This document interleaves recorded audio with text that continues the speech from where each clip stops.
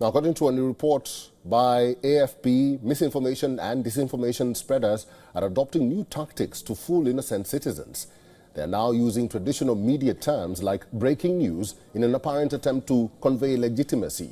With hundreds of fake sites masquerading as news outlets, people's trust in media is already at a historic low. According to a recent survey by Gallup, only 31% Americans say they have a fair amount of confidence in the press. The term breaking news is typically deployed by media outlets to relay major news developments. Experts say while journalists report breaking news by interviewing sources, checking data, verifying facts and updating coverage as needed, chatterlands who claim to be doing citizen journalism end up using media lingo to push out baseless speculation or fabrications in mere seconds. The report states how the breaking news term has seen or has been outrightly misused to spread misinformation, especially regarding the 2024 U.S. election. To date this year, NewsGuard, a media watchdog, has identified 36 false narratives related to the upcoming election that were promoted using the term breaking. Meanwhile, RumorGuard, a fact-checking website, says it has so far gathered at least 72 examples of social media posts that use mainstream journalism terms such as breaking, developing, and exclusive as a way to spread false information about the election. The blizzard of falsehoods reflects a new normal in the age of information chaos, which researchers say is stoking distrust in the mainstream press.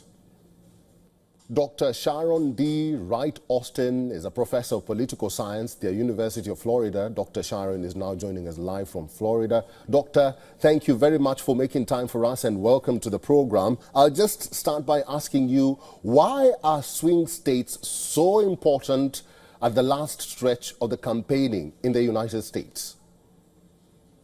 Because these are going to be the states that are going to determine who wins.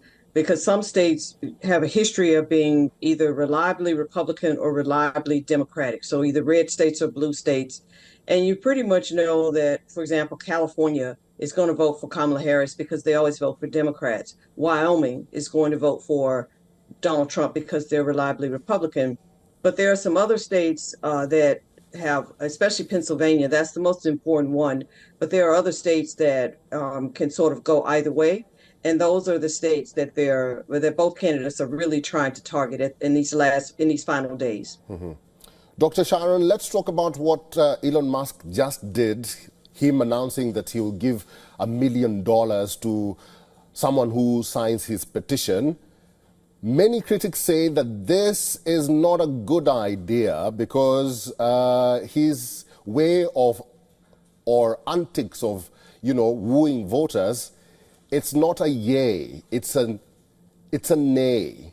What is it for you? I would say it's a nay because it looks very fraudulent. And Elon Musk has a reputation of being a massive Trump supporter. He was just at one of his campaigns recently. And the idea of giving someone money to sign a petition, it looks like it's something that's going to be fraudulent. And it's obviously something that he's doing because he thinks is helping the Trump campaign, but actually I think this is something that could possibly backfire. This is going to be a close election, and it looks like Donald Trump is behind in some of the states that he really needs to win. So he really doesn't need this type of publicity, especially since Donald Trump himself has been called fraudulent and has engaged in activity and been convicted even in courts of activity that's been illegal. So I think this is something that's definitely going to hurt the campaign. Mm-hmm. Dr. Sharon, before I let you go, what are your predictions? Just to play with your mind a little bit. What are your predictions? I've been following this very, very closely. And as far as my predictions of a winner, I predict that Kamala Harris is going to win. And I don't think it's going to be as close as people think it is. I think as far as the entire vote, she might win by maybe 1 or 2 percentage points. But in terms of her votes in the Electoral College, and that's what's more important, is who gets the 270 and wins the most Electoral College votes. I think she's going to win. I would predict that she wins about 292 because I think she's going to win the blue wall states that she really needs. I think she also is going to win the state of Georgia, and I predict she'll also win the state of Nevada. And I think that's going to give her approximately 292 votes. All right, we'll have to leave it there. Thank you very much, Dr. Sharon Austin, live from Florida. Doctor, thank you for talking to us today. Thank you for inviting me.